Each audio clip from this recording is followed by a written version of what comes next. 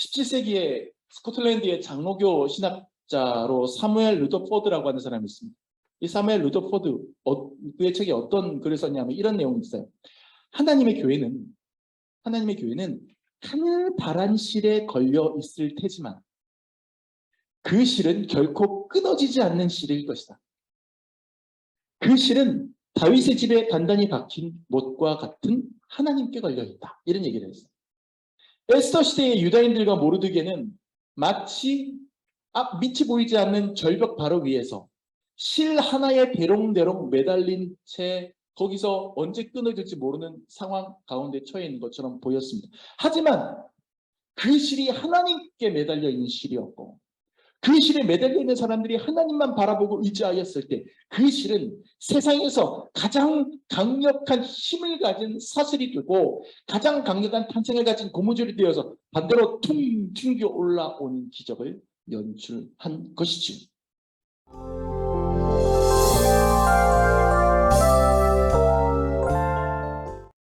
오늘은 성령 강림 후 10번째 주일이기도 하지만 광복기념주일이기도 해요. 내일이 광복절이잖아요. 제가 이제 최근에 우리 교단 본부에서 제가 주로 이제 그 여름 성경학교 교재를 우리 교단에서 저한테 부탁해서 계속해서 써왔는데 여름 성경학교 말고 우리 어린이들이 공부하는 우리 감교 교단 전체 어린이들 공부하는 교재가 이제 몇 년에 한 번씩 편찬됐는데 새 교재 지금 준비하고 있거든요. 근데 거기 집필지 중에 한 명이 너무 힘들어서 난 못하겠다고 좀 일 좀 줄여달라고 그래서 좀 저한테 몇 과만 도와달라고 그래서 연락이 왔어요. 그래서 제가 땜빵식으로 좀 들어가서 좀 몇 과 써주고 있는데 그 내용이 에스더서예요.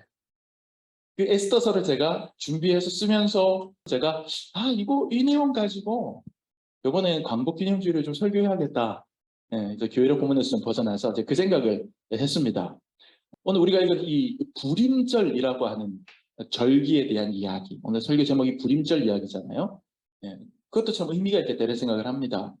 여러분 이제 6월절 이런 거 많이 들어보셨을 거고, 성탄절, 맥추절 이런 거 많이 들어보셨죠? 근데 불임절이라고 하면 우리나라 교회에서 지키는 절기가 아니라 유대인들의 절기이기 때문에 여러분들이 아무래도 좀 이렇게 얘기하기가 아무래도 그 듣기가 좀 이렇게 어색하고 이게 뭐지 좀 싶으실 거예요. 제가 오늘 좀 설명을 좀 드릴 거예요. 에스더서가요 굉장히 재미있는 이야기입니다.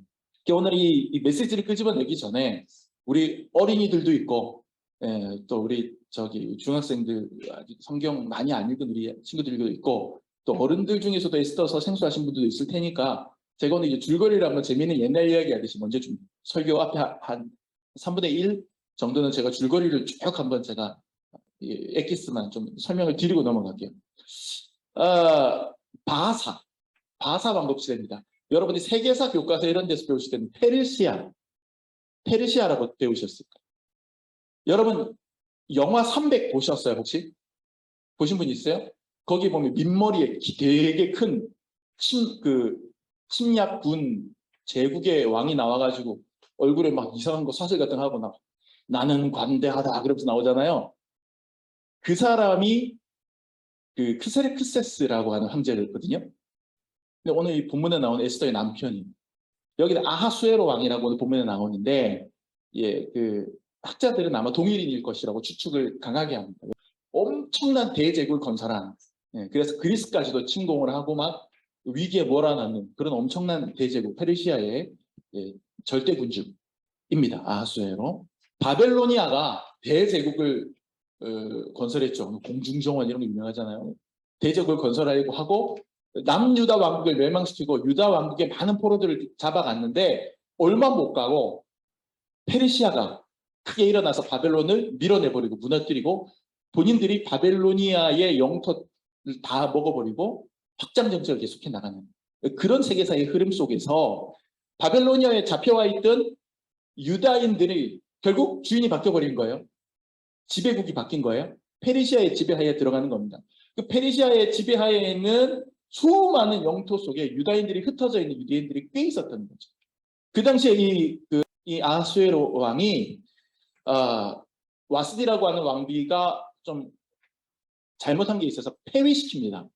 그리고 새 왕비를 간택을 합니다. 그래서 전국에서 우리나라 전국하고 비교가 안 될 거예요. 그죠? 페르시아 전국에서 정말 아름다운 여인들, 품행이 단정한 그런 여인들 막 골라가지고 쫙 모아놓고 그 중에 뽑는 거죠.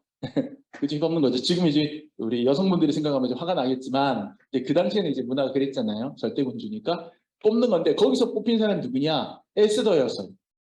에스더. 아리답고 현명하고 에스더를 뽑아서 왕비로 삼고 사랑했는데 이 에스더가 바로 유대인이었어요. 에스더는 삼촌이 있었는데 부모 없이 삼촌의 보호와 케어를 받고 자랐는데 삼촌 모르드게가 에스더가 유대인이라는 사실을 소문내지 않았어요. 혈통적으로 유대인인 줄 모르고 왕비가 된 상황이에요. 지금. 모르드게도 자기 정체를 에스더의 삼촌, 왕비의 삼촌이라는 걸 알리지 않고 어디서 일을 하고 있었냐면 그의 원래 직업이 아하수에로 왕의 궁궐, 궁궐의 관리로 있었단 말이에요. 말단 관리였겠죠. 항상 에스더를 걱정하고 에스더의 혈통이 탄로날까봐 티나지 않게 하고. 근데 어떤 때 한 번은 이제 반란 시도가 있었는데 이걸 이 에스더의 삼촌이 모르드게예요. 모르드게. 에스더의 삼촌 모르드게 이렇게 있는데 이 모르드게가 미리 첩보를 입수를 했어요. 우연찮게. 그래서 그걸 얼른 달려가서 보고를 해서 왕의 암살 음모를 무력화시키고 왕의 목숨을 구합니다. 근데 이쯤 되면 모르드게 굉장히 큰 상을 받아야 되는데 제대로 농공행성을 안 하는 거예요. 상을 제대로 주지 않은 거예요. 그리고 묻혀버립니다. 이 당시에 아하수에로 왕 바로 밑에서 1인 지하 만인 지상의 자리에 있던 페르시아면 그 당시에 그 나라뿐만 아니라 전 지구적인 패권 국가인데 거기에 황제 바로 밑에 있는 신하가 누구였냐면 하만이라고 하는 사람이었어요. 왕의 총애를 한 몸에 담뿍 받고 하여튼 하만이 하는 일이라면 왕은 그냥 다 오케이.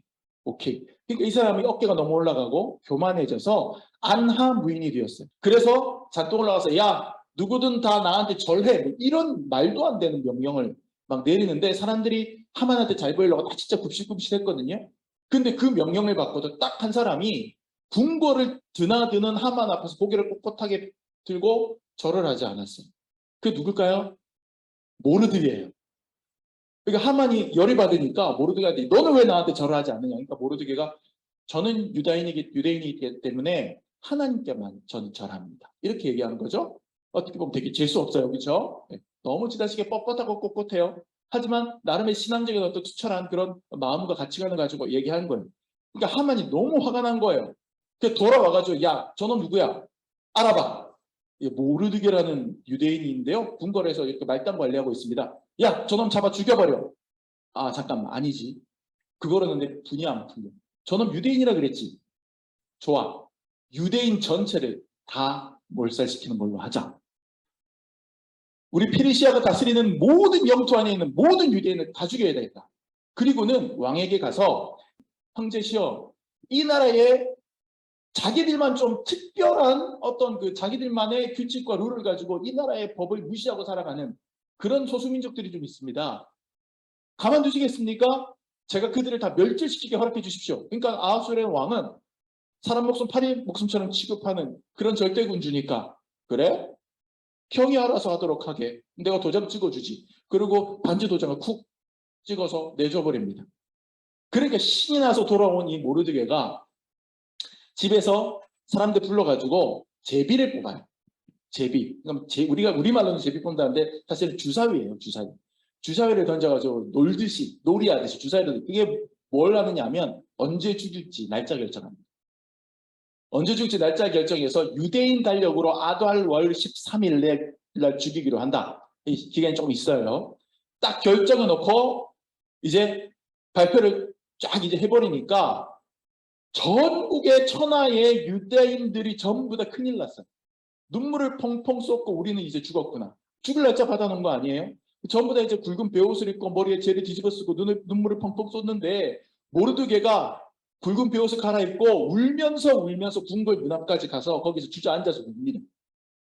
그러니까 왕비 에스더가 자기 삼촌이 관계를 숨기고 살아가는 자기 삼촌이 그러고 있다는 소식을 듣고 얼른 내시를 보내가지고 알아보게 해요. 그러니까 이제 모르드게가 상황을 자초지종 알려주는 겁니다. 이러해서 저렇게 해서 우리가 다 죽게 되었다. 그러니까 너는 지금 당장 임금님께 나아가서 황제에게 나아가서 우리 유대인들을 멸절시키지 말아달라고 그 명령을 거두어달라고 강력하게 청하여라.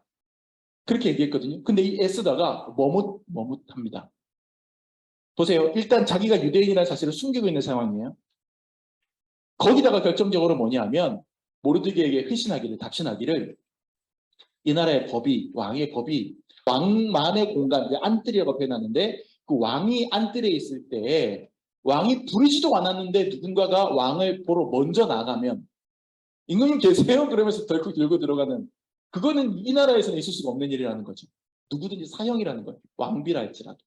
단 하나 왕이 가진 지휘봉, 금으로 된 지휘봉을 이렇게 내밀면 내가 책임을 묻지 않겠다. 무슨 일이냐 하고 사한다는 뜻이 됐는데 그렇게 해준다는 보장이 없지 않냐.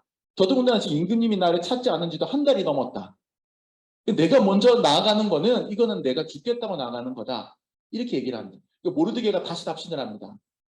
만약에 네가 지금 나서지 않으면 하나님은 다른 방법을 사용해서라도 우리 민족을 구원하실 것이다. 그러나 너는 우리 민족을 모른 척하였으므로 하나님께서 너와 우리 집을 멸망시킬 것이다.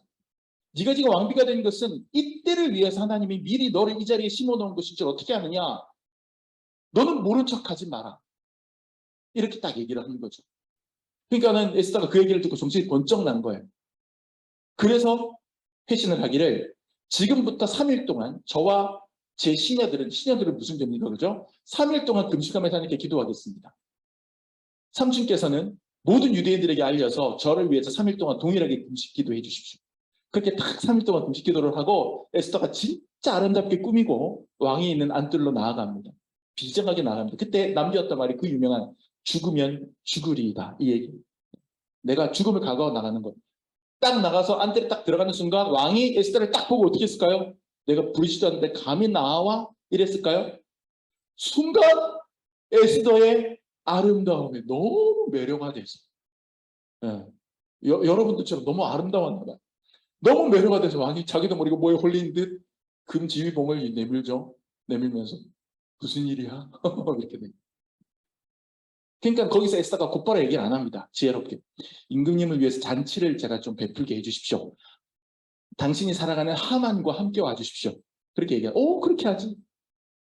그리고 그날 밤에 임금님이 이상하게, 그날따라 이상하게 잠이 안 오니까 야, 우리 그 기록물 같은 거 좀 갖고 와봐. 내가 검토 좀 하게. 그래서 와서 읽게 했어요. 근데 쭉 기록물을 읽다 보니 언제, 뭐 몇 월 며칠 몇 시에 누구가 왕을 죽이려고 음모를 꾸몄는데 궁궐 관리 모르드게라고 하는 사람이 그것을 알고 미리 얘기해줘서 막았다. 그 얘기 딱 나오니 깜짝 놀라서 왕이 그런 일이 있었어? 야, 모르드게한테 무슨 포상이 내려갔어? 그러니까, 글쎄 아무 포상이 없었는데 깜짝 놀란 거예요. 왕이. 내 목숨을 구했는데 아무 포상은 없었단 말이야. 이런 말도 안 되는 왕이 하만한테 묻습니다. 하만한테 물어요. 이미 하만은 자기 집에다가 모르드게를 죽여가지고 매달 높은 장대를 만들어놨어요. 죽여가지고 매달아서 길거리에다가 사람들 지나다니게 전시하려고. 그러면서 이제 유대인들 죽일 생각이 신이 났는데 거기서 왕이 묻습니다. 하만에게. 누군가가 정말 왕을 위하여 충성해서 큰 공을 세웠다면 그러면 그에게 어떤 포상을 내리는 것이 옳겠소? 그러니까 하만이 그 얘기 딱 듣는 순간 누구 생각을 했겠어요? 나구나. 그런 거. 임금님도 참, 나를, 뭘 또 그렇게까지. 임금님, 제일 좋은 옷과 제일 멋지게 차려입고, 쫙 그냥 카퍼레이드를 하는 거예요. 돌아다니면서. 앞에서 누군가가 지나다니면서, 이 사람이 말이야, 모두 다 그냥 이 사람에게, 경의를 표하라. 그러면서 한번 해주는 게 그게 좋지 않겠습니까? 그런 거죠. 그러니까 왕이, 그러면 되겠구나. 좋아. 그러면 저기 궁궐 관리 모르드게를 그렇게 해서 행진시키고 하만 네가 그 앞을 다니면서 외치고 다니도록 하여라. 이런 거죠. 하만이 그 짓을 하는 거죠. 모르드게 태우고 그렇게 하고는 얼굴이 새빨개져서 집에 돌아와서 고민에 빠지고 있는 상황에서 에스더가 잔치를 한번 더 엽니다. 거기서 에스더가 왕에게 얘기합니다. 임금님. 누군가가 임금님께 잘못된 정보를 알려서 모든 천하의 유대인들을 다 죽이 없애도록 했는데 임금이시여 사실은 저도 유대인입니다. 모르드게도 유대인입니다. 이렇게 딱 얘기한 거죠. 그러니까 임금이 화가 나가지고 도대체 어떤 놈이 내 눈을 가리워서 이런 일을 꾸몄느냐? 그러니까 이제 에스더가 바로 저 하만입니다. 이런 거. 그러니까 하만이 놀래서 막 얼굴이 불그락 들어가는데 왕이 그 얘기를 듣고 분노해서 자리를 뜹니다. 확 자리를 떴는데 큰일 났다 싶으니까 하만이 그렇게 하면 안 되는데 에스더의 몸을 붙잡습니다. 몸을 붙잡고 막 매달리면서 왕비시여 제발 살려주십시오. 살려주십시오. 이러면서 왕비가 몸을 붙잡고 있는 상황에서 왕이 다시 들어와요. 싹 다시 딱 보니까 왕비가 있는데 자기의 총애하는 신하 하만이 왕비의 몸을 붙잡고 있거든요. 눈이 돌아간 거예요. 왕이. 네가 감히 나의 궁궐에서 내 아내를 강간하려고 하느냐. 그러면서 여봐라. 저 하만을 당장에 죽여라. 어떻게 죽이는 것이 좋겠느냐. 그러니까 또 옆에서 시의적절하게 누가 그래. 하만 집에 듣자니까 누구 죽이려고 높은 장대 하나 만들어놨다는데 거기다 달아 죽이는 건 어떨까요? 이런 거죠. 그런 임금이 그렇게 하도록 하여라. 그래서 하만이 모르드게를 죽이려고 만든 장대에 자기가 매달아 죽습니다. 그리고는 천하 유대인들에게 앞으로 좀 전에 얼마 전에 내렸던 칙령 때문에 너희들을 누군가 공격한다면 너희들이 정당하게 방어해도 좋다. 너희들 공격하는 자는 다 너희들이 멸해도 좋다. 이런 칙령이 반포가 돼서 유대인들이 싸움에서 이기고 승리합니다. 근데 그날이 언제냐면 아달월 13일이었어요. 그러니까 하만이 유대인들을 죽이기로 한 날이 유대인들이 자기들의 목숨을 구하고 승리한 날이. 그리고 그날 하만의 10명의 아들들도 다 사형을 당합니다. 이 일이 있은 다음에 모르드게와 에스더가 모든 유다인들에게 편지를 보내서 이 날을 기념하여서 우리의 명절로 지키자. 불임절이라고 이름 붙이자. 라고 한 이후로 지금까지 유대인들에게 불임절이 내려오는 거예요. 스토리가 좀 정리가 됐죠? 이제 제가 설교를 메시지를 좀 들어가 보도록 할게요. 자, 이 민족 말살의 위기에서 하나님의 도움으로 극적으로 해방된 날, 불임절. 우리한테도 좀 비슷한 날이 있어요. 무슨 날이 떠오르세요? 광복절. 그쵸? 예. 일제압제에서 우리가 해방된 날, 광복절. 네, 좀 연결이 되는 것 같습니다. 근데요, 이제 이 불임절이란 말, 물론 우리가 오늘 읽은 성경에는 불임일이라고 되어 있어요. 근데 옛날 개혁 성경에는 또 공동번역 성경에는 불임절이라고 되어 있는데 불임일이든 불임절이든 그게 뭔 상관이겠습니까? 큰 차이 없습니다. 근데 제가 어릴 때 뭘 모르고 이 성경을 읽을 때는 이 불임절이라고 하는 말이 한자인 줄 알았어요. 한자인 줄 알았어요. 불임절. 한자인 줄 알았어요. 6월절이라는 것도 사실은 번역되는 과정 속에서 우리가 한자로 만든 거잖아요. 크리스마스도 성탄절 이렇게 하고, 그렇죠? 네. 저도 불임절도 이제 그런 건 줄 알았는데 그게 아니에요. 불임절이라고 하는 말은 부르라고 하는 페르시아 말에서 나왔는데 부르, 오리지널 발음은 푸르라고 한다. 푸르, 이 부르라고 하는 말이 뭐냐면 제비 뽑는다는 말이에요. 주사위라는 말이에요. 그러니까 주사위 뽑아서 나온 날 이 뜻이에요. 불임절. 그러니까 하만이 유대인들을 몰살시키기 위해 적당한 날짜를 고를 때 주사위를 사용해서 제비 뽑아서 그 날짜를 결정했기 때문에 제비 뽑아서 얻은 날이라고 해서 부를 한 날이라고 해서 불임절이 된 거죠. 24절부터 26절.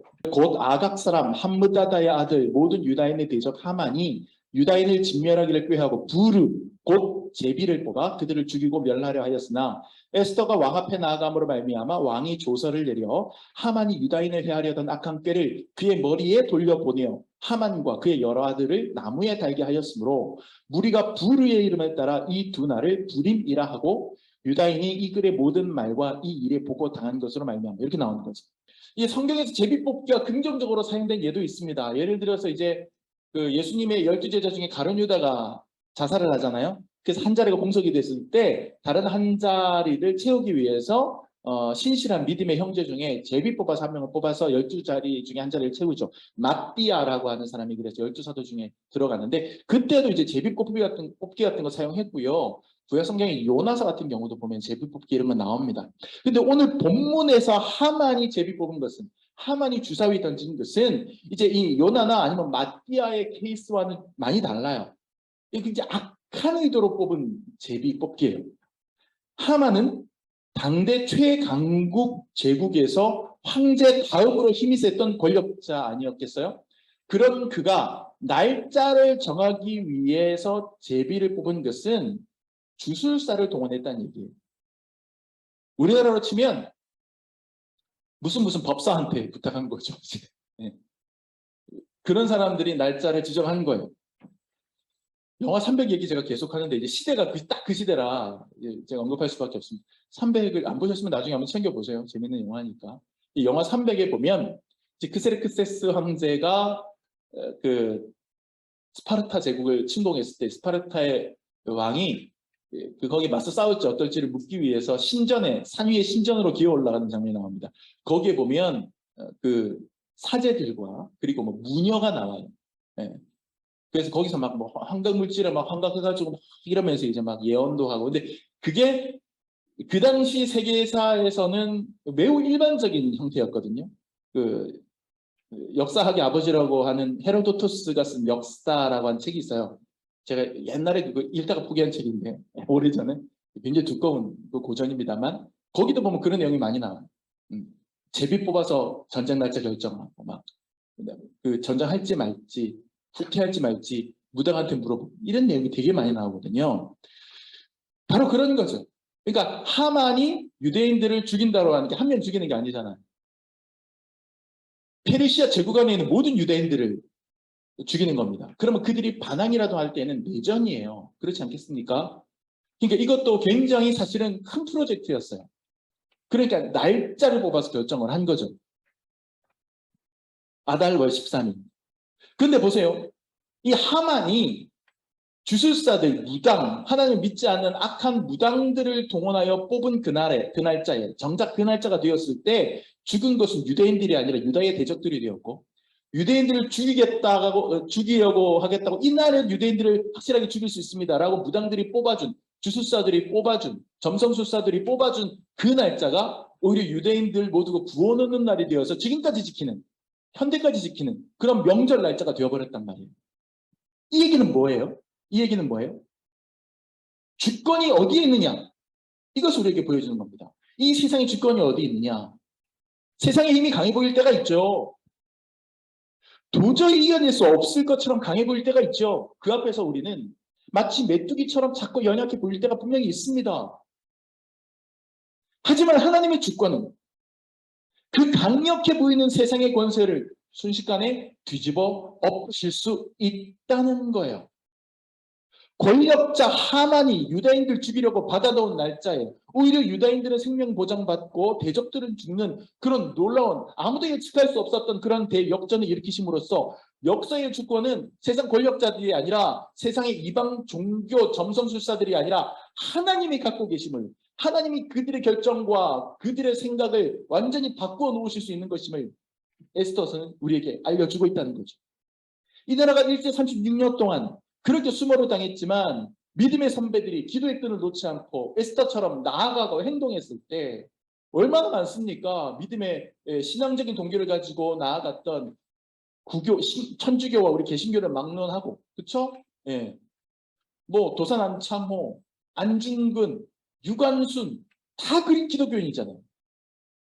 그분들의 기도와 행동 속에서 하나님은 우리 민족을 해방시키셨죠. 17세기에 스코틀랜드의 장로교 신학자로 사무엘 루더포드라고 하는 사람이 있습니다. 이 사무엘 루더포드 그의 책에 어떤 글을 썼냐면 이런 내용이 있어요. 하나님의 교회는 가느다란 실에 걸려 있을 테지만 그 실은 결코 끊어지지 않는 실일 것이다. 그 실은 다윗의 집에 단단히 박힌 못과 같은 하나님께 걸려 있다. 이런 얘기를 했어요. 무슨 말씀인지 아시겠습니까? 실 하나에 걸려있다고 생각해 보세요. 쇠사슬도 아니고 쇠줄도 아니고 와이어도 아니고 실 하나에 무게감 상당한 것이 실 하나에 걸려있다고 생각해 보세요. 금방이라도 끊어질 것처럼 위태로워 보이지 않겠어요? 근데 그 실이 다른 존재가 아니라 하나님께 매달려 있는 실이라면 위태해 보이긴 하는데 이상해요. 끊어지지가 않는다는 얘기예요. 그 이야기하는 거예요.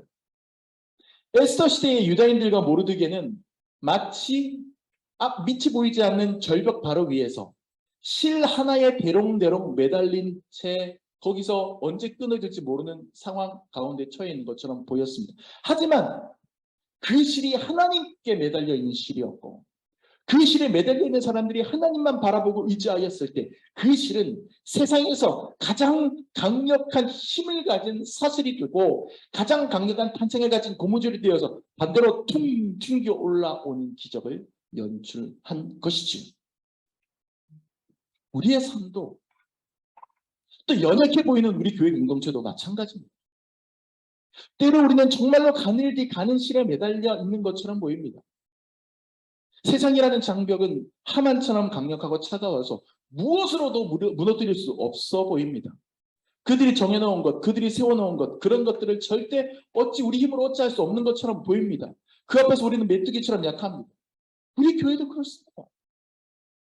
3년 동안 목회해 오면서 정말 우리 교회가 계속해서 오르막길만 갔겠습니까? 때로는 기껏 우리가 품어왔던 이들이 우리 곁을 떠나갈 때도 있었고, 정말 힘들고 어려울 때도 있었고, 저희 가족들만 이 자리에 앉아서 예배를 드리면서 마음으로 펑펑 울었던 적도 있고, 하지만 우리는 하나님께 매달려 있습니다. 우리가 하나님께 매달려 있고 흔들리지 않는 믿음으로 기도하고 나아간다면 정말 연약해 보이죠, 우리 공동체도. 그런데 우리 공동체에 달리는 이 실이, 연약해 보이는 이 실이 끊어지지 않는 실이라는 거예요. 하나님께 매달려 있는 실이라는 거죠. 이것은 육안으로 볼 때는 매우 연약해 보이는 실에 불과하지만 내용적으로 보면 세상에서 가장 강한 사슬이고 가장 강력한 끈입니다. 와이어들이 어느 순간에 썩은 동아줄처럼, 세상에 강한 와이어들이 그렇게 썩은 동아줄이 되어서 뚝 끊어질지언정 우리를 향한 하나님의 사랑은 절대로 끊어지지가 않습니다. 사도 바울이 로마서 8장에서 이렇게 당당하게 외칩니다. 누가 우리를 그리스도의 사랑에서 끊으리요? 환난이나 곤고나 박해나 기근이나 적신이나 위험이나 칼이랴? 내가 확신하노니 사망이나 생명이나 천사들이나 권세자들이나 현재일이나 장래일이나 능력이나 높음이나 깊음이나 다른 어떤 피조물이라도 우리를 우리 주 그리스도 예수 안에 있는 하나님의 사랑에서 끊을 수 없느니라. 강력한 하만이 정해놓은 아달월 13일이 그의 10아들들이 죽은 날이 되고, 오히려 그가 죽이려고 했던 유다인들이 지금까지 축제를 벌이는 불임절의 전야가 되게 한 그 하나님의 놀라운 반전의 역사를 보십시오. 역사의 주인이 누구인가? 진짜 세상의 주권은 누구에게 있는가? 육안으로 보이는 강한 사슬과 끊어질 듯 대롱거리는 실, 거기에 우리는 현혹되어서는 안 된다. 그 연약해 보이는 실 거슬러서 올라가 보면 그 끝에는 진짜 세상의 주권을 갖고 계신 하나님이 계시다. 세상이 하만처럼 강력해도, 믿음의 대적이 권력의 철옹성처럼 두터워도 좌절하거나 절망하지 않아야 하는 이유가 바로 여기에 있습니다. 모르드게처럼, 에스더처럼 하나님을 바라보며 기도와 믿음으로 나아가십시오.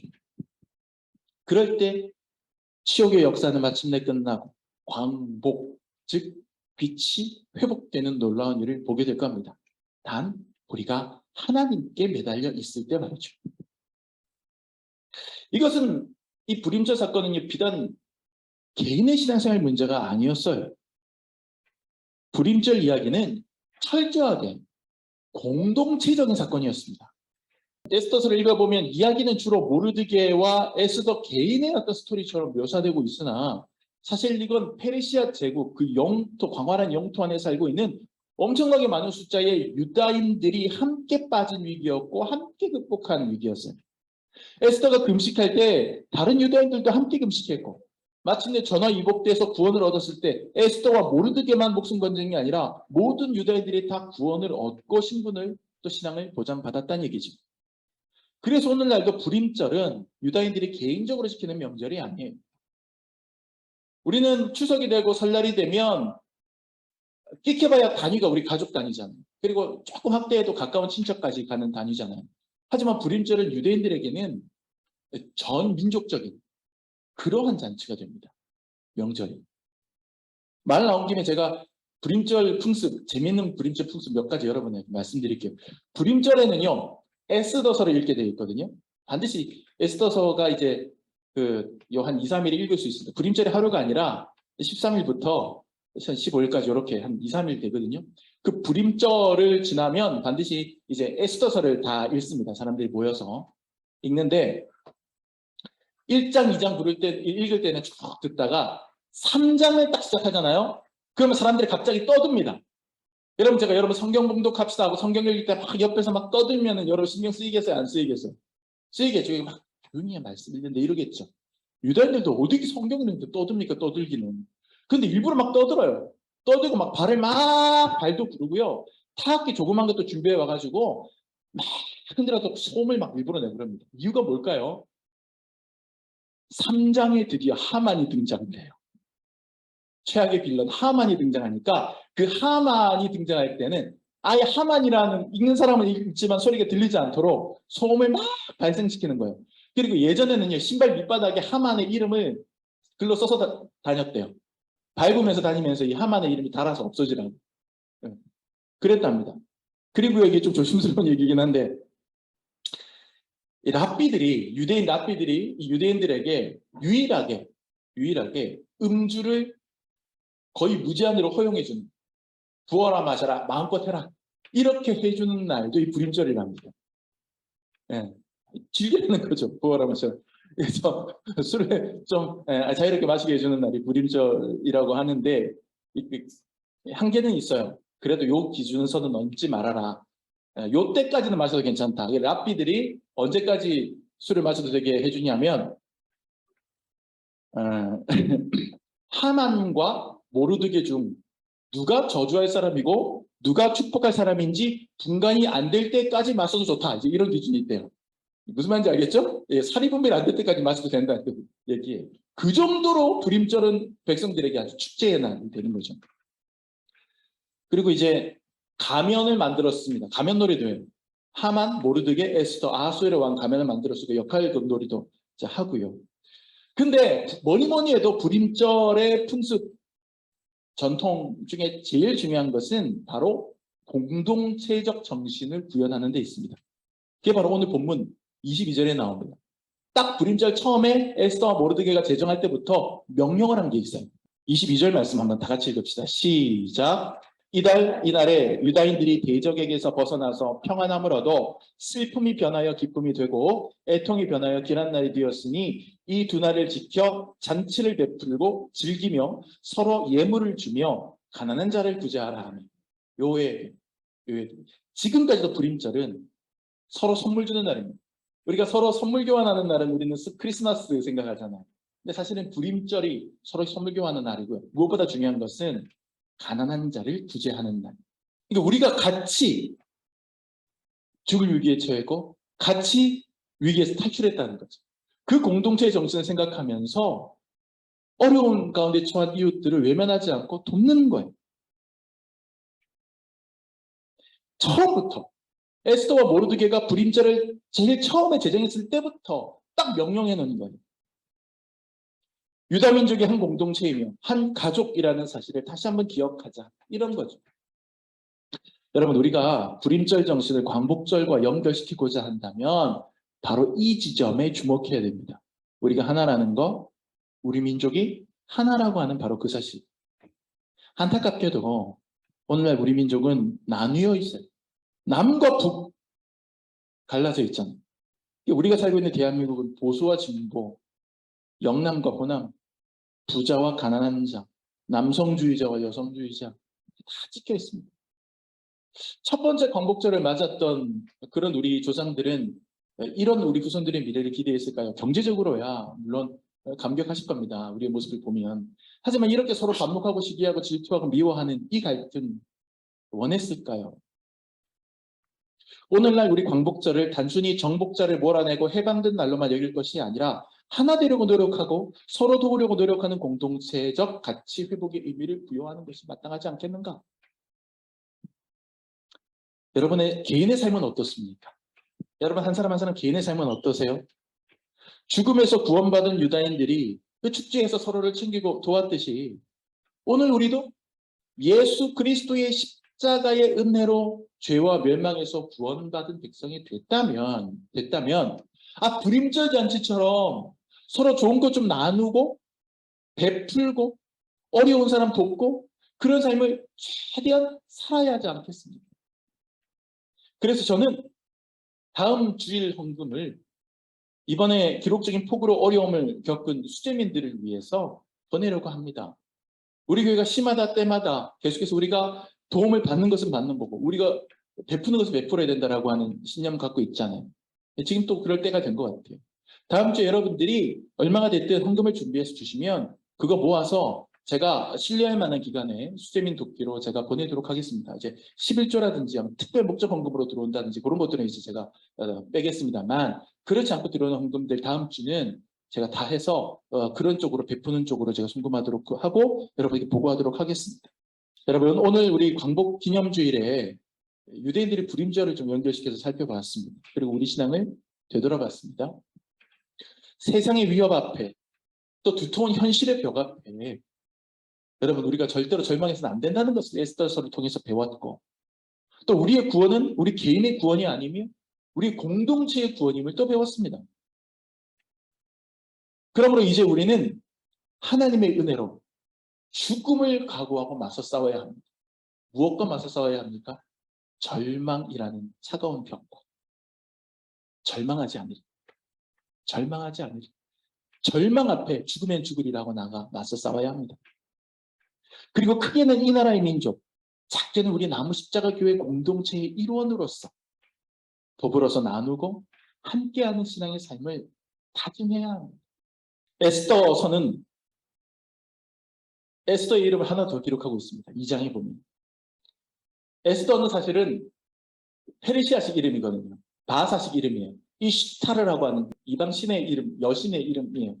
그러니까 그 이름이 썩 어울리진 않습니다. 근데 에스더에게는 유대인 이스라엘 나라만 히브리 말로 된 이름이 하나 더 있어요. 그게 뭐냐면 하다사라는 단어입니다. 하다사 성경에 나옵니다. 이 하다사는 무슨 뜻입니까? 신부라는 뜻입니다. 그러면 하다사 에스더는 아하수에로 왕의 신부지. 하지만 영적으로 신앙적으로 보면 성경은 수없이 많은 부분에서 교회를 또 우리 자신을 그리스도의 신부라고 묘사합니다. 에스더가 하다사라고 하는 것은 그가 그리스도의 정결한 신부되었다는 뜻으로 해석할 수도 있습니다. 그래서 탁월한 설교자 유진 피터스는 불임절 사건을 결혼식이라고까지 비약해서 얘기합니다. 결혼식이 축제한다. 에스더로 대표되는 유대인들이 하나님을 떠났다가 리마인드 웨딩 하는 거다. 하나님하고 다시.